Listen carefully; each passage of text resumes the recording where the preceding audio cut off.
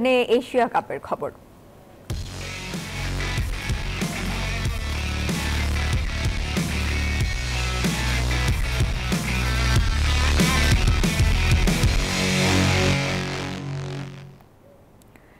Asia কাপে বাঁচা মরার লড়াইয়ে কাল আফগানিস্তানের মুখোমুখি হবে বাংলাদেশ।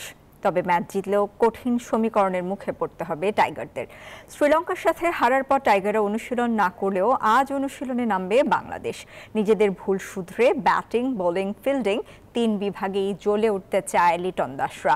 আফগানদের বিপক্ষে জয় পেলেও শ্রীলঙ্কা ও আফগানিস্তানের ম্যাচের দিকে তাকিয়ে থাকতে হবে টাইগারদের। অন্যদিকে এই ম্যাচে জিতলেই এশিয়া কাপের সুপার 4 নিশ্চিত করবে আফগানিস্তান।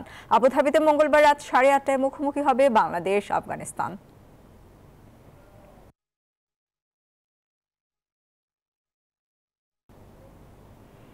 এশিয়া কাপ নিয়ে আরো জানাতে সংযুক্ত আরব আমিরাত থেকে যুক্ত হচ্ছেন সহকর্মী শুভ দেবনাথ।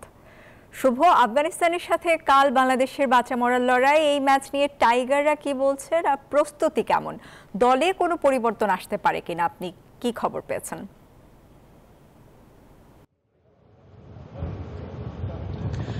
ধন্যবাদ আপনাকে। আমি দ্বিতীয় প্রশ্নটা দিয়ে শুরু করি। দলে পরিবর্তন আসতে যাচ্ছে এবং পেস ইউনিটে পরিবর্তন আসতে পারে। তাসকিনের ফেরার সম্ভাবনা রয়েছে। এছাড়াও নাসুমকেও একাদশে দেখা যেতে পারে। এবার তাওহিদ হৃদয় খেলবেন কি খেলবেন না, সাইফ হাসান ফিরবেন কি ফিরবেন না, এখন পর্যন্ত 50-50 চান্স। উইকেট দেখার পরে আজকে সিদ্ধান্তটা টিম ম্যানেজমেন্ট নিয়ে ফেলবে। তবে বাংলাদেশের জন্য কিন্তু এশিয়া কাপে টিকে থাকার শেষ লাইফ লাইনে বলতে হবে, বাংলাদেশ যদি আফগানিস্তানকে হারিয়েও দেয়, সেটি বড় মার্জিন হারাতে হবে।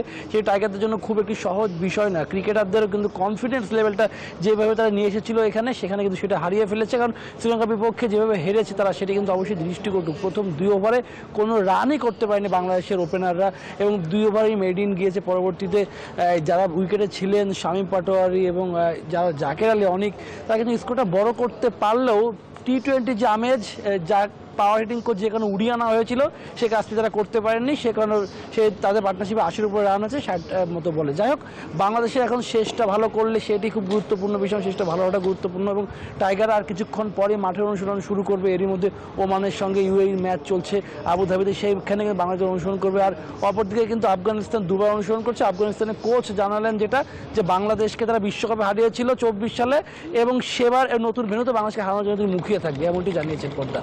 এই ছিল আমার কাছে আবুধাবি থেকে এখন পর্যন্ত সর্বশেষ। শুভ দেবনাথ, আপনাকে ধন্যবাদ।